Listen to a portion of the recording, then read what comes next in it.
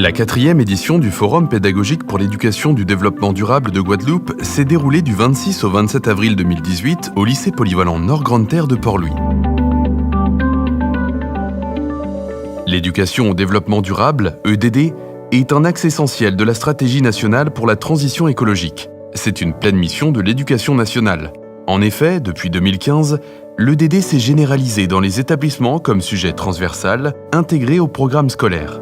Qu'est-ce qui mieux que l'éducation au développement durable peut contribuer à l'ambition historique, maintenant séculaire, de l'éducation nationale, aider au développement personnel d'un individu, former un citoyen, l'aider à s'insérer dans la vie professionnelle et sociale. Pour impulser cette dynamique, il existe au sein de l'Académie de Guadeloupe une cellule dédiée à l'éducation au développement durable.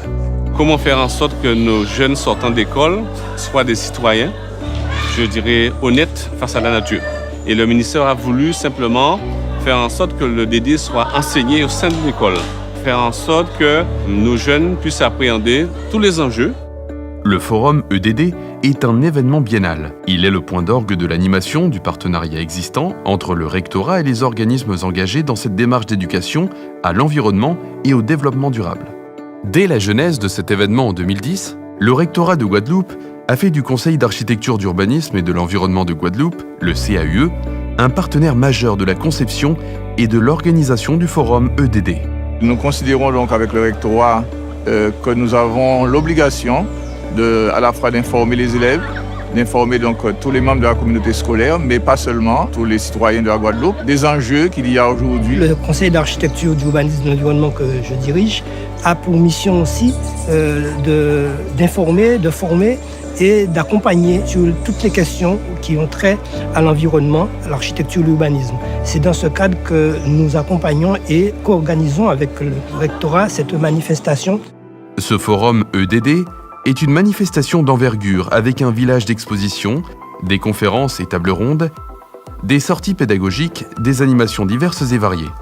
Le lycée polyvalent Nord-Grande-Terre accueille l'édition 2018. Alors, c'est un bonheur pour nous de recevoir ce forum, ce 4e forum. Ils ont choisi le lycée de Port-Louis parce qu'il est HQE. Et donc, nous sommes investis dans ces actions, dans cette organisation.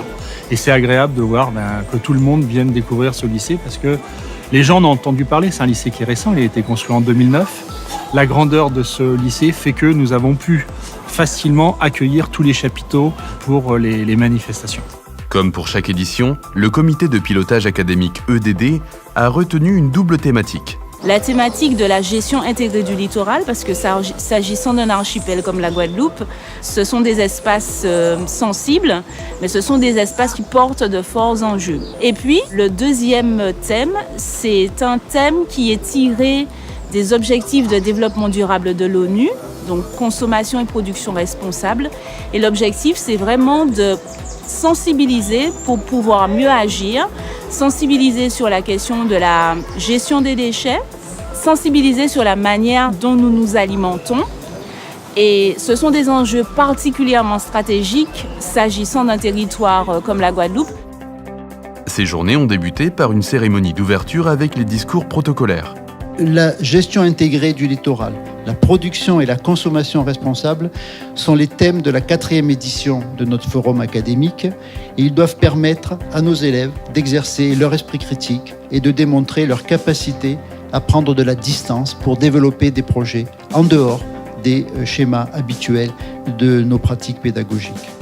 Cette 4e édition du forum EDD prouve par son ampleur, soit plus de 1500 élèves présents à la dernière édition, que monsieur le recteur ne s'est pas trompé.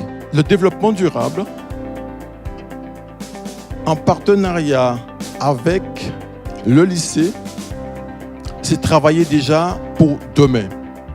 Et quand on le fait en Nord-Grande-Terre, à Beauport, tout proche du pays de la Cade, merci, dans ce lycée HQE de Port-Louis de la Guadeloupe, c'est tout un symbole.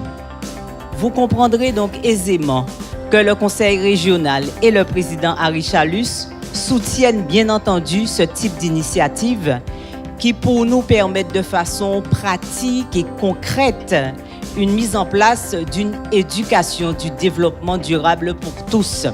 Cette édition a été marquée par l'élargissement de la convention académique multipartenariale relative à l'EDD et au développement durable, avec Cap Excellence, l'Office de l'eau de Guadeloupe, l'Université des Antilles, l'Union internationale pour la conservation de la nature UICN et l'Agence française pour la biodiversité. C'est avec une certaine émotion, je répète, que je suis ici.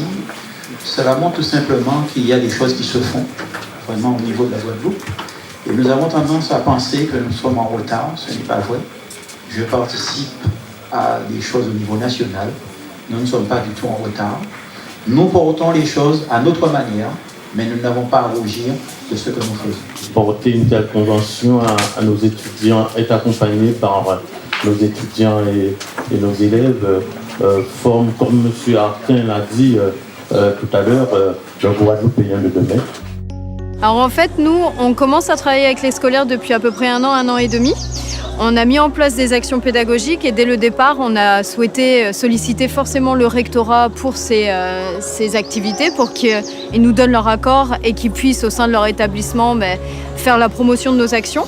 Donc aujourd'hui, c'était concrétiser, formaliser ce partenariat, resserrer les liens et puis rencontrer aussi les autres partenaires qui sont signataires de la Convention pour que tous ensemble, on puisse travailler. La signature de la Convention, c'est vraiment un engagement des partenaires à travailler ensemble, à réfléchir ensemble à des problématiques et à trouver des solutions inédites. Moi, ça m'intéresse d'accompagner et de mettre en place des financements pour que les écoles primaires, les écoles secondaires, les lycées réfléchissent ensemble sur des pratiques à mettre en œuvre qui permettront aux gens de changer leurs habitudes. C'est se mettre autour de la table avec tous les acteurs qu'on a vus ce matin, tous les acteurs avec lesquels on a conventionné pour mettre en œuvre de l'éducation au développement durable, pour faire que les enfants, demain, soient les ambassadeurs de la protection de leur environnement et puissent jouir d'un meilleur cadre de vie. Le forum est un espace de valorisation des meilleurs projets et actions pédagogiques réalisés par les élèves. Les élèves ambassadeurs ont présenté leurs projets. Des sorties pédagogiques ont été organisées avec pour terrain de découverte le Nord Grande Terre, visite du centre INRA de Godet à Petit Canal, visite des marais de Port-Louis par ONF, découverte du site Beau-Tyran par l'association Bois-Lançant. Le village d'exposition a été un espace où les associations et les partenaires ont pu montrer leurs diverses thématiques et offres pédagogiques. Des partenaires, des associations et des élèves ont animé des conférences pour les établissements visiteurs. Pour impulser cette dynamique d'animation de l'EDD, le référent EDD est un maillon central. Alors le référent EDD a donc pour mission de coordonner les projets qui existent au niveau de son établissement, de conseiller et de les impulser. Alors les projets retenus, en fait, ça vient des enseignants qui disent voilà, moi avec mes élèves, je voudrais faire ça, on a tel projet. Et donc on vérifie si ça n'a pas été déjà fait, si c'est cohérent. Et puis le proviseur voit s'il y a un coût, est-ce qu'il y a l'argent pour le monter, pour le mettre en place. Et après ça redescend vers la classe pour dire bon allez-y, banco, ça peut partir. En tant que référent, nous encadrons les élèves, nous les accompagnons dans la réalisation du projet. C'est un projet pluridisciplinaire. Donc, les professeurs font des activités en lien avec le projet et en lien avec le programme. Le rectorat reste vigilant sur l'expertise et la cohérence des projets en y associant les partenaires.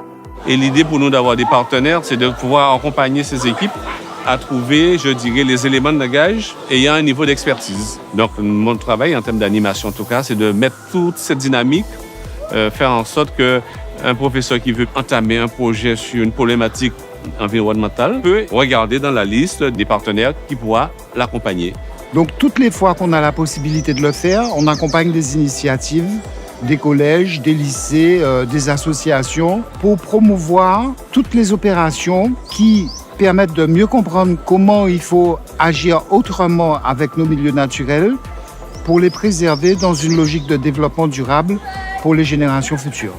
Le périmètre de compétences du référent EDD a été abordé au travers de formations sur son rôle, sa mission, ses outils, avec pour exemple l'EDD et l'illettrisme. Les établissements s'engageant de manière volontariste dans l'EDD bénéficient d'une reconnaissance académique, voire nationale pour leurs actions. Alors en fait, l'année dernière, au mois de juin, auprès du recteur, on a reçu le label approfondissement HQE. Ça veut dire que non seulement les élèves doivent recevoir cette sensibilisation et cette information, mais en plus, eux aussi sont des apprenants. Parce que c'était des élèves qui avaient déjà mené un gros projet en emmenant des enfants qui étaient hospitalisés. On les a emmenés en mer à la recherche des cétacés. Qu'est-ce que c'est que les cétacés? Comment protéger l'habitat, etc. Donc nos élèves ont en plus un rôle où ils doivent enseigner aux autres ce que veut dire HQE. Donc ils ne doivent pas que recevoir l'information, mais ils doivent aussi la délivrer. Nous, on a le label Éco-Collège depuis 4 ans. C'est la 5e année qu'on va faire la demande de labellisation. On a également le label 3D. Et en fait, il n'y a pas qu'un projet. Là, on a présenté le gros projet du collège, mais c'est un ensemble de projets. Le forum est également un espace qui permet aux élèves en formation d'être mis en situation professionnelle. Nous associons à l'organisation du forum des élèves qui sont formés sur les questions de sécurité. Nous avons aussi des élèves qui sont affectés à l'accueil, ce qui est important.